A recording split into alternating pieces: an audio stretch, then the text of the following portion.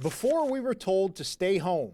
Ontario is declaring a state of emergency. Before the hope. The majority of Canadians vaccinated by next September. Before the color-coded control zones and reopening stages, the dots and arrows telling people where they can and can't walk. The endless lines outside grocery stores and test centers. Before we were told this could save lives. COVID-19 arrived in Ontario. We do know is he took a flight from Wuhan to Guangzhou. That was January 25th, 2020. Good evening, our top story. Fast forward to March 11th when the virus came to Hamilton and Halton. It's a doctor who works at Juravinci Cancer Center and lives in Burlington. In the days that followed, it became clear that COVID-19 was reshaping everyday life. Thanks to big developments on the COVID virus outbreak, the U.S. has suspended travel to and from Europe, and the NBA has canceled its season for now. I ain't playing. Then one by one, every sports league followed. And then immediately you started to hear about the NHL. The NCAA basketball tournament was happening. Ben Wagner is the voice of the Jays. He was with the team at their spring training facility in Dunedin when Major League Baseball halted operations. It was a very awkward time to just be around not only baseball players, to be at the ballpark, but just be around other people because we had no idea how this virus was being transmitted and how sensitive things were. We were just learning who it was affecting and how. My thing was always like saying stuff like, oh, like when I get better, I'm going to do this, like whatever. But now like I've kind of changed that to like, if I get better. CHCH News interviewed 27-year-old Doriana Homersky from Waterdown last May, 2 months after testing positive on March 28th. Her case is resolved, but the symptoms still exist 10 months later. I just get a wall of exhaustion and just like need to stop and lay down, and then I'm out for like the rest of the day.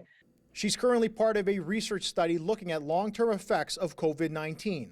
A more clear result of the virus is the reckoning it's had on retirement and long-term care homes. My mother was number 16 to die from Roslyn, 44 in the city of Hamilton. Brian Melnick lost his 87-year-old mother, Joan Wallace, to one of the worst outbreaks in Hamilton. The Roslyn was fully evacuated and had its operating license revoked. Melnick had to watch his mother die from behind a glass wall, gasping for air. They tell you that they do not die alone in the hospital, but a doctor or a nurse is not family. He says his mother's death meant little because not enough was done to protect seniors who are still dying rapidly from the virus today. Like right when this whole thing started, they knew that we were going to have a second wave, and it could be worse. Premier Ford confirmed that on September 28th. It'll be worse than the first wave we faced earlier this year. But in the summer months in between waves, the province slowly opened. Beaches and patios filled up.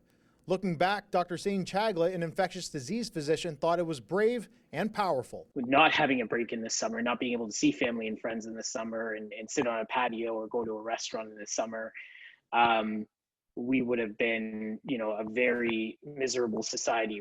While Chagla recognizes what he sees as successes, he believes the assault on science has been an unfortunate target. Corona's fake. Corona's fake. Yeah, we don't know him. So everyone dying, that's just fake.